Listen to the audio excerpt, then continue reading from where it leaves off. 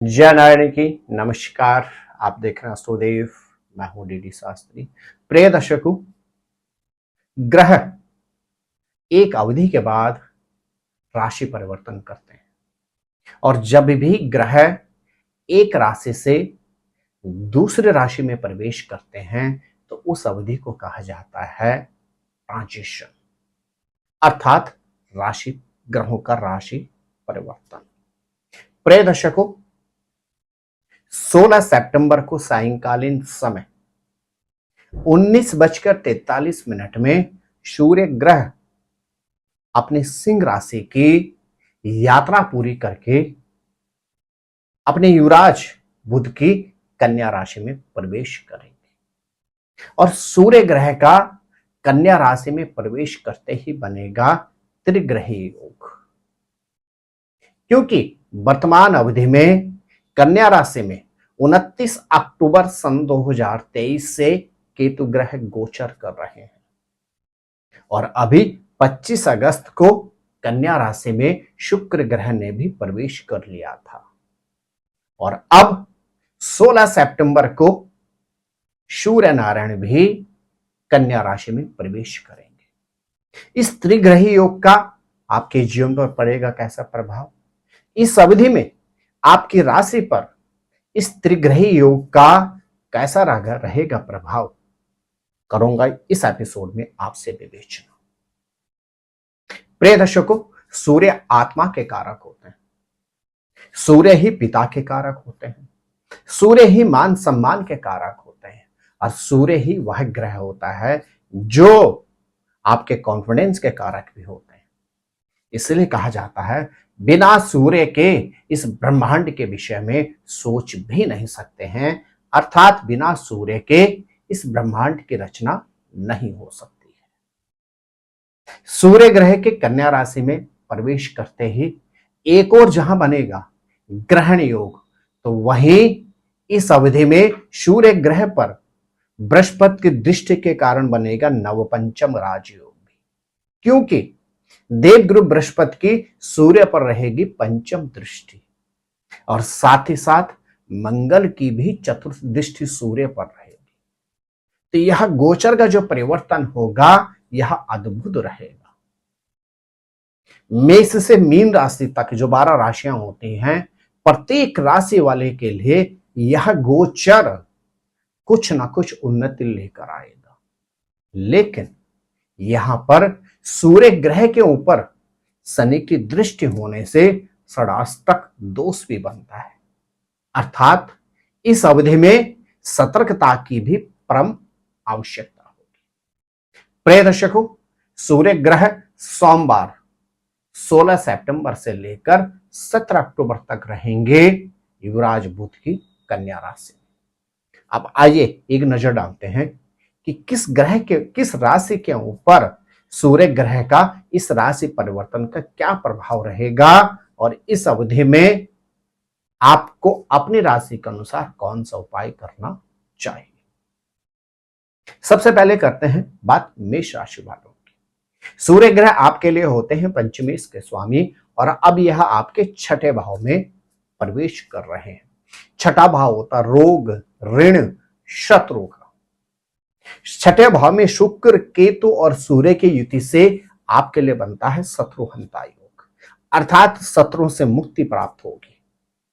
लेकिन आपके ग्रह नक्षत्र कहते हैं इस अवधि में आपको अपने खर्चों पर नियंत्रण रखना होगा। संतान के साथ लंबी दूरी की यात्रा आपको नहीं करनी है और साथ ही साथ आपके ग्रह नक्षत्र कहते हैं इस अवधि में आपको कॉन्फिडेंस अपना बनाए रखना होगा। आपके ग्रह नक्षत्र कहते हैं यह अवधि कोर्ट कचहरी में लाजवाब उन्नति कारक अर्थात विजय कारक सिद्ध हो सकती है। क्या करें मेष राशि के जातक इस अवधि में? आप प्रत्येक दिन सूर्य ग्रह को अर्घ्य अर्पण करें और साथ ही साथ रविवार के दिन रोटी के ऊपर गुड़ और पनीर रखकर गौ माता को खिलाएं। निश्चित सूर्य ग्रह का आशीर्वाद आपको प्राप्त होगा। मेरे प्रिय वृषभ राशि के जातक, आपके लिए सूर्य होते हैं चतुर्थेश के स्वामी और अब यह आपके पंचम भाव में प्रवेश कर रहे हैं। तो गोचर में जो सूर्य ग्रह का यह परिवर्तन है आपके लिए हर तरह से उन्नति और समृद्धि का कारक है। यदि वृष राशि के आप अविवाहित हैं, विगत लंबे समय से विवाह के लिए प्रयासरत थे, तो इस अवधि में आपको अच्छा प्रपोजल प्राप्त हो जाएगा। यदि विगत लंबे समय से आपके पास जॉब नहीं थी, तो इस अवधि में आपको एक अच्छी सर्विस प्राप्ति के योग आपके बन रहे हैं। यदि आप विवाहित थे और संतान में आपको समस्याओं का सामना करना पड़ रहा था, तो आपके ग्रह नक्षत्र कहते हैं इस अवधि में संतान प्राप्ति के योग भी बनते हैं। यदि आप स्टूडेंट हैं और शिक्षा के लिए घर से दूर देश या विदेश जाना चाहते हैं, तो यह अवधि अनुकूल है, प्रयास करें, आपको सफलता प्राप्त होगी। और साथ ही साथ आपके ग्रह नक्षत्र कहते हैं वृष राशि वालों को इस अवधि में इन्वेस्टमेंट के सुखद अवसर प्राप्त होंगे। क्या करें आप रविवार के दिन चोकर के लड्डू बनाकर गौ माता को खिला दीजिए और साथ ही साथ इत्र या परफ्यूम किसी फीमेल को डोनेट कर दीजिए। निश्चित शुक्र ग्रह का आपको आशीर्वाद तो प्राप्त होगा ही होगा, सूर्य की भी अद्भुत आपके ऊपर शुभ दृष्टि बनी रहेगी। मेरे प्रिय मिथुन राशि के जातकों, सूर्य ग्रह आपके लिए होते तृतीय के स्वामी। तीसरा भाव बहुत महत्वपूर्ण होता है, वाणी का होता है, कॉन्फिडेंस का होता है, पैतृक संपत्ति का कारक होता है, हमारे पेरेंट्स का कारक होता है। और सूर्य ग्रह पहुंच गए आपके चतुर्थ भाव में, आपके लिए भी अद्भुत शुभ समय है। पैतृक संपत्ति से संबंधित लाभ के योग बन रहे हैं। इन्वेस्टमेंट के आपको सुखद अवसर प्राप्त होंगे। सर्विस के क्षेत्र में अतिरिक्त दायित्व की संभावना बनती है और यहां तक कि इस अवधि में आपके पद प्रमोशन और धन लाभ के भी पूरे योग बनते हैं। अपितु आपके चतुर्थ भाव में सूर्य, शुक्र और केतु की युति है, जिससे ग्रहण योग बन रहा है। तो इस अवधि में हल्के फुल्के पारिवारिक मतभेदों की संभावना भी बनती है और यहां तक कि परिवार के अंदर रोग और व्याधि की अधिकता रह सकती है। यदि मिथुन राशि के जातक इस अवधि में निरंतर अथवा प्रत्येक रविवार के दिन पालक के ऊपर शहद और हल्दी छिड़ककर गौ माता को खिला देते हैं, तो निश्चित आपको सूर्य ग्रह का शुभ आशीर्वाद प्राप्त होगा। मेरे प्रिय कर्क राशि के जातक, सूर्य ग्रह होते हैं आपके लिए धन के कारक और अब यह प्रवेश कर गए हैं आपके तृतीय भाव में। क्या आपके ग्रह नक्षत्र कहते हैं? आपके ग्रह नक्षत्र कहते हैं बहुत लंबी अवधि के बाद किसी पारिवारिक व्यक्ति से मुलाकात हो सकती है। यहां तक कि आपके ग्रह नक्षत्र कहते हैं पैतृक संपत्ति से संबंधित जो मतभेद चल रहे थे उनसे भी निवृत्ति प्राप्त हो सकती है। भाग्य इतना प्रबल आपका रहेगा इस अवधि में कि आपके अटके हुए कार्य बनेंगे और अचानक धन लाभ के योग भी बन रहे हैं। लेकिन आपके ग्रह नक्षत्र कहते हैं मंगल जो द्वादश भाव में बैठे हैं उनकी दृष्टि रहेगी इस अवधि में सूर्य के ऊपर, तो खर्चों पर आप नियंत्रण रखें और साथ ही साथ अपनी वाणी को भी थोड़ा सा संयमित रखने का प्रयास करें, अन्यथा आपके रिश्ते खराब हो सकते हैं। क्या करना चाहिए? आप रविवार के दिन तांबे के बर्तन में गुड़ और मसूर की दाल रखकर किसी धार्मिक स्थल पर अर्पण कर दीजिए। निश्चित सूर्य ग्रह के आपको अनन्य कृपा प्राप्त होगी। तो प्रिय दर्शकों, यह जो त्रिग्रही योग है इसका लगभग प्रत्येक राशि के जातकों के ऊपर शुभ प्रभाव ही रहेगा, लेकिन शनि और सूर्य का यहां पर षडाष्टक दोष भी है, अर्थात शनि ग्रह की सूर्य के ऊपर अष्टम दृष्टि है, तो वहीं देवगुरु बृहस्पति की सूर्य के ऊपर पंचम दृष्टि है और मंगल की भी चतुर्थ दृष्टि रहेगी। इन सब शुभ दृष्टियों के कारण भगवान सूर्य इस अवधि में सभी का कल्याण करेंगे। आप भी अपनी राशि के अनुसार इस अवधि में यदि जो उपाय मैंने आपको बतलाए हैं आप श्रद्धा पूर्वक और सच्चे मन से यदि इन उपायों को करते हैं तो निश्चित सूर्य ग्रह का गोचर में यह परिवर्तन आपके लिए विशेष लाभदायक सिद्ध हो सकता है। आप स्वस्थ रहें, मस्त रहें, अपना ख्याल रखें।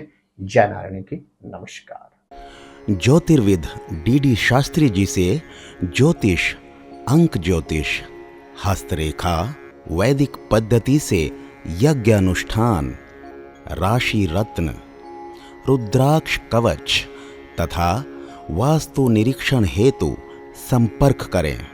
संपर्क हेतु हमारे फ़ोन नंबर हैं 9810627053, 9818827053।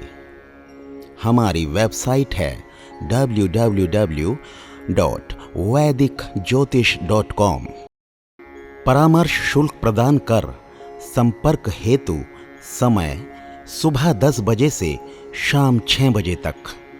हमारे संस्थान में योग्य विप्रों के द्वारा समस्त वैदिक कर्म जैसे पूजा पाठ, यज्ञ, जप, हवन, जन्मदिन पूजन, नवग्रह शांति, ग्रह कलेश, काल सर्प दोष निवारण पूजन, व्यापार वृद्धि पूजन, विवाह संस्कार, भूमि पूजन, गृह प्रवेश, शिवार्चन, महामृत्युंजय जाप, बगलामुखी जाप आदि समस्त वैदिक कर्म सुसंपन्न किए जाते हैं।